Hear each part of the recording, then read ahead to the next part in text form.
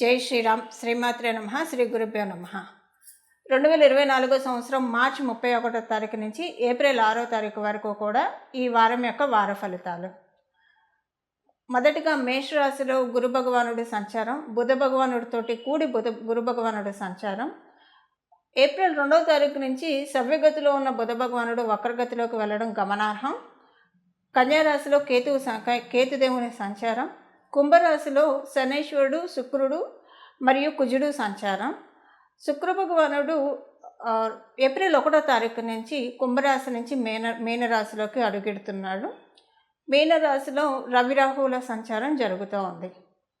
చాలా ఫాస్ట్గా 2 రోజుల్లో మొత్తం చుట్టి వచ్చే చంద్ర భగవానుడు ఈ వారంలో వృశ్చిక రాశి నుంచి కుంభరాశి వరకు ఆయన గ్రహ గమనాలు సాగుతూ ఉన్నాయి. ఈ గోచర గ్రహస్థితులు ద్వాదశ రాశుల వాళ్ళకి ఎలాంటి ఫలితాలను ఇస్తున్నాయి?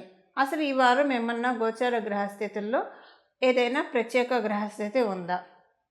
ప్రత్యేక గ్రహస్థితి అంటే ఖచ్చితంగా కుజశనుల సంఘర్షణ కుంభరాశిలో జరుగుతూ ఉంది. అదొక ప్రత్యేకతను సంతరించుకుంది.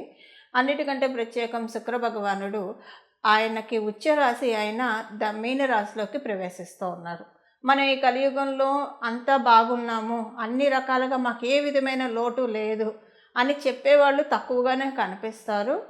అని చెప్పేవాళ్ళు ఎవరికైతే శుక్రబలం బాగా అంటే మెటీరియల్ కంఫర్ట్స్ మొత్తం లౌకికమైన విషయాల్లో అన్నిట్లో ఆనందంగా ఉండి దాన్ని వాళ్ళు మేము ఆనందంగా ఉన్నామని అడ్మిట్ చేస్తున్న వాళ్ళు ఎవరైతే ఉంటారో వాళ్ళందరూ కూడా శుక్రబలం బాగా ఉండంగా పుట్టిన వాళ్ళే. అయితే గురుబలం ఎవరికైతే బాగా ఉంటుందో ఎంత కలుగుంటే అంతలో తృప్తిని పొందుతారు. ఎక్కువగా పారమార్థికంగా లౌకికం కంటే పారమార్థికంగా ఎక్కువగా కనెక్ట్ అవ్వాలని చూస్తారు. అలాంటి గురు భగవానుడు రాశిలోకి శుక్ర భగవానుడు ఆయన ఉచ్చస్థానం తీసుకోబోతూ ఉన్నారు. ఉచ్చస్థానంలోకి ఆయన వచ్చారు. ఈ శుక్ర భగవానుడు ఉచ్చస్థానంలో ఈ నెల మొత్తం 1 నెల సంచారం జరుగుతుంది. ఈ సంచార రీత్యా యాక్చువల్గా మనం ఇప్పుడు ఈ వారం చెప్పుకున్న తర్వాత ఒక వారాలకు కూడా ఇది వర్తిస్తుంది. ఈ గోచర గ్రహస్థితుల రీత్యా శుక్ర భగవానుడు మీనరాశుల సంచారం ద్వాదశ రాశుల వారికి కూడా డెఫినెట్గా ఏదో ఒక విషయంలో ప్లస్ ఉంటుంది.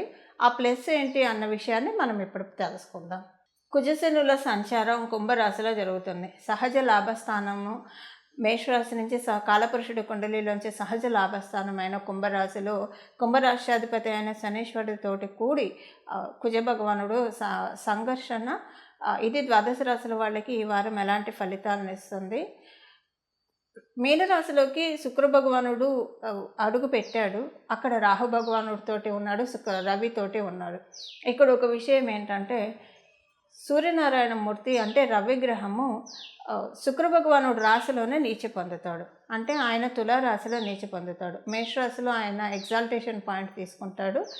అలాగే తులారాశిలో ఆయన నీచ పొందుతాడు. అయితే ఇప్పుడు ఆయన నీచ పొందట్లేదు. మీనరాశిలోనే ఆయన సంచారం సాగుతూ ఉంది. తర్వాత ఆయన ఉచ్చ రాశిలోకి వెళ్ళబోతూ ఉన్నాడు. ఇప్పుడు ఇదంతా ఎందుకు చెప్తున్నానంటే శుక్ర భగవానుడు ఆయన తులారాశిలో శుక్ర భగవానుడు రాశి అయిన తులారాశిలో ఆయన ఉచ్చస్థానం తీసుకోబోతూ వాళ్ళిద్దరూ కలిసి మీనరాశిలో ప్రయాణం ఈ వారం అంతా సాగుతుంది. తర్వాత మీనరాశిలోంచి ఆయన ఏ రాశికి వెళ్తాడు? మేషరాశి కంటే ఇప్పుడు ఆయన ఉచ్చస్థానానికి దగ్గరగా ఉన్నాడు. ఉచ్చస్థానానికి దగ్గరగా ఉన్నాడు కాబట్టి ఇది కూడా ఒక ప్రత్యేకమైన అంశము. ఈ విషయాలు ఇప్పుడు రవి శుక్రుల కలయిక, రాహు భగవానుడితోటి కూడిన రవి శుక్రుల కలయిక ద్వాదశ రాశుల వాళ్ళకి ఎలాంటి అంశాలను చోటు చేసుకోబోతున్నాయో ఇవన్నీ కూడా మనం తెలుసుకోవడానికి ప్రయత్నిద్దాం. మకర రాశిలో పుట్టిన వాళ్ళందరికీ కూడా ఈ వారం బాగా ఉంది. ప్రయాణాలు ఎక్కువగా చేస్తారు. ప్రయాణాల్లో హాయిగా జమ్ అని చేస్తారు.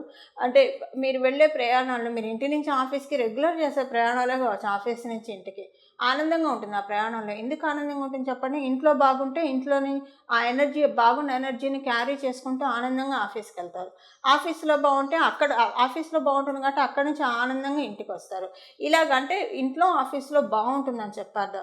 ఏదైనా ఒక మంచి కాంట్రాక్ట్స్ రావడానికి మీరు విదేశీ ప్రయత్నాలు ఏమన్నా చేస్తుంటే అవి సఫలీకృతం అవ్వడం, విదేశాల నుంచి ఏమన్నా ఉద్యోగం కోసం కావచ్చు, ఎక్స్పోర్ట్ అండ్ ఇంపోర్ట్ చేసే బిజినెస్ వాళ్ళకి కావచ్చు, వీళ్ళందరికీ కూడా ఈ వారం నుంచి శుభ పరంపర నెమ్మదిగా మొదలవబోతూ ఉంది.